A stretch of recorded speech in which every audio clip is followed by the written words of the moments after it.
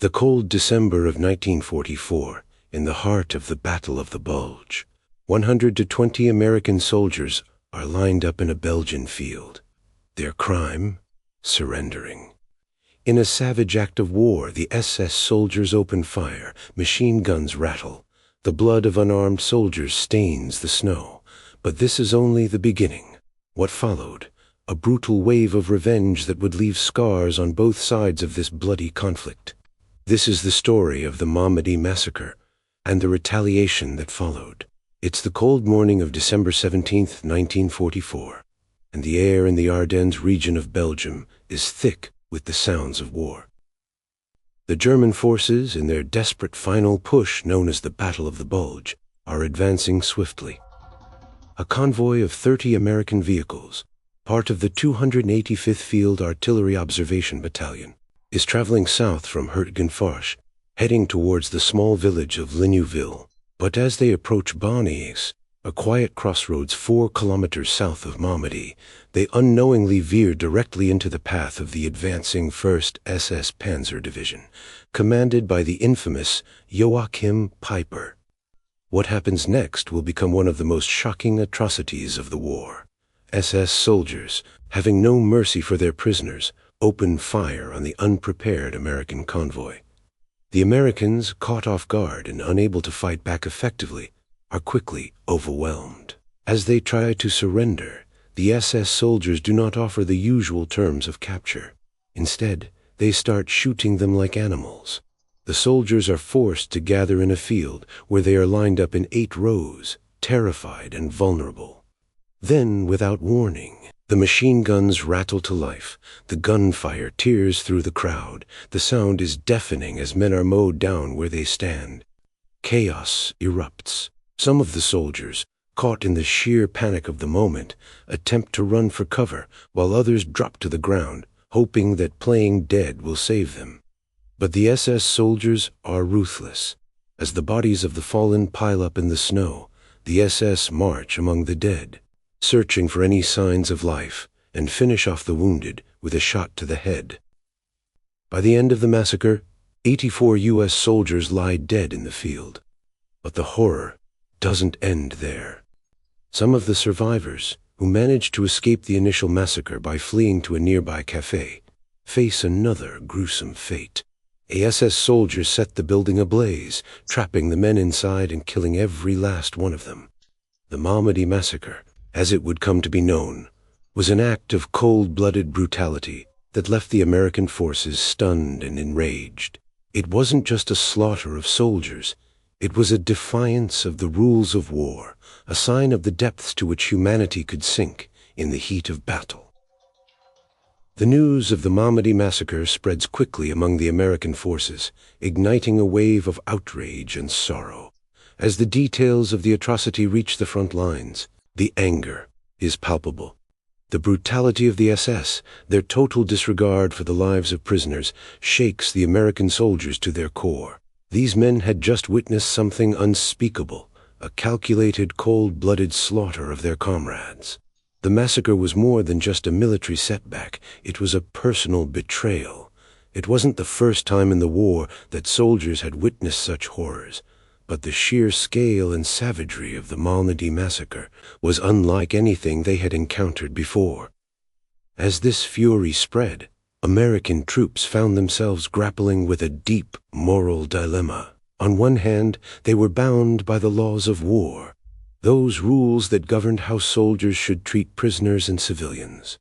On the other, the desire for vengeance, the need to punish those responsible, became almost too strong to resist. It's in this storm of emotions that on January 1st, 1945, the line between justice and revenge would blur.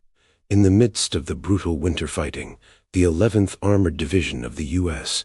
Army, fresh off the beaches of Normandy and deeply impacted by the news of Malmedy, marched into the small Belgian village of Chenogny. Fueled by the stories of their fallen comrades, a sense of vengeance coursed through the ranks. In a chilling act of retaliation, the American soldiers rounded up approximately 80 German prisoners of war, many of them unarmed, many of them just young boys. They were lined up and executed in cold blood, their fate sealed by the collective rage of the men who had lost their brothers in arms. Staff Sergeant John W. Fade, a witness to the killings, would later describe the horrifying scene. He recalled how the prisoners were marched up a hill in groups of 25 or 30, unaware of what was about to happen. Machine guns were set up, and the soldiers opened fire, shooting the Germans in cold blood. We were committing the same crimes we were now accusing the Japs and Germans of doing, he would later reflect, his words heavy with guilt and the complexity of war. This grim act of revenge, however, did not go unnoticed. The brutality of the killings became an internal struggle for the U.S. military. Though retaliation seemed justified to many, it also raised uncomfortable questions about the nature of wartime justice. Were these killings truly the consequence of the Malmedy Massacre, or had the American soldiers themselves crossed the line they could not return from? In the aftermath of the Malmedy Massacre, the world held its breath as the question of justice loomed over the battlefield. American soldiers had exacted their revenge in Chechnya, but what about the Nazis responsible for the deaths of 84 U.S. prisoners of war? What about those who ordered such brutality? It was time for the long arm of justice to catch up with the perpetrators, or so it seemed. In May 1946, the long-awaited trial of 74 Nazi Waffen-SS soldiers who were involved in the Malmedy Massacre and other war crimes committed during the Battle of the Bulge finally began. The trial was a chance for the United States to demonstrate its commitment to the rule of law, to show the world that even in the darkest hours of war, humanity must prevail. The accused were charged with the systematic murder of American soldiers and civilians, with prosecutors arguing that the killings were part of a larger, premeditated Nazi policy to eliminate prisoners of war and civilians without mercy. The prosecution's case was airtight. The evidence was overwhelming. Survivors of the massacre had given harrowing testimonies. The brutality of the massacre had been witnessed by countless soldiers. The German forces, acting on Hitler's orders, had deliberately targeted U.S. troops, shooting them in cold blood. It seemed clear the Nazi SS had violated every law of war, and the men standing trial were guilty of war crimes. Yet, despite the damning evidence, the defense put forth a contentious argument. They claimed that the killings were the result of confusion on the battlefield, that they were not part of the premeditated plan. It was a desperate plea to shift the blame from the officers who gave the orders to the chaos of war itself.